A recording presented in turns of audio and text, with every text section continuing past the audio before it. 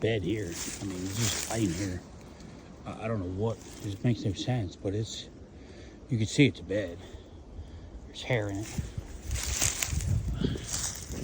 but you know, it's a young deer because it makes no sense. But I don't know. Maybe I mean, you never know with these deer. Nothing's 100%. It is thick behind them. It's probably a young buck. You know, filling in the voids. There's a good rub line coming this way. You know, you'll see the rub here, rub there, rub over here.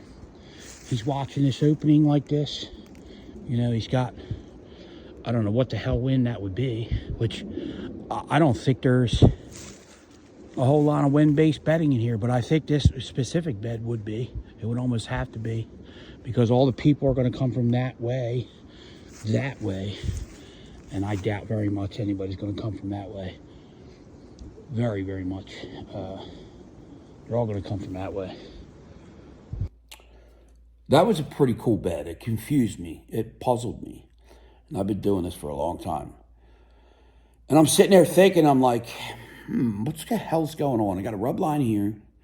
I sat literally 60 yards from there, and I had a buck come right by there.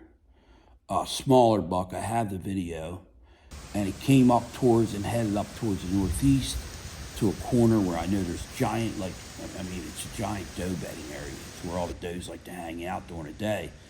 And I'm thinking to myself, you know what? This has got to be a bed that is like a rut bed where a buck came in, he's laying here, he's got the wind over his back or crossing him somehow or another. He could smell pretty much in all directions behind him because he had a little bit of a transition to the side. So whatever came from behind him is probably going to bounce off and bring that scent from the right side to him. And then there was another transition on the other side that would probably break that wind off and bring it this way. So he'd be actually laying in some kind of like a wind hub.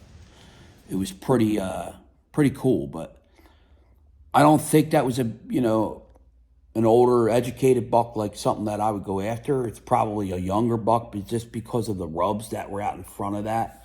But I think he was just laying there waiting for does to go by, or monitoring does in a certain doe bedding area nearby. So that's what I think it was. But you know, it probably was that. But who knows? Nothing's 100%. But my point is, you find a bed like that, you gotta look around. You gotta say, okay, what's going on?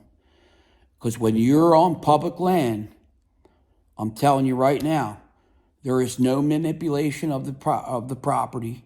You cannot dictate who comes in and out. You gotta be the one to beat that buck. And there's one way to beat that buck: with your mind, figuring out what he's doing, when he's doing it, and how he's doing it, and how he's avoiding you. If you can figure that out, you can kill that buck. So keep that in mind when you're out there. And when you find these buck beds, you got to sit there and give yourself a few minutes and think, what the hell is going on here and why is it here? Peace. Merry Christmas.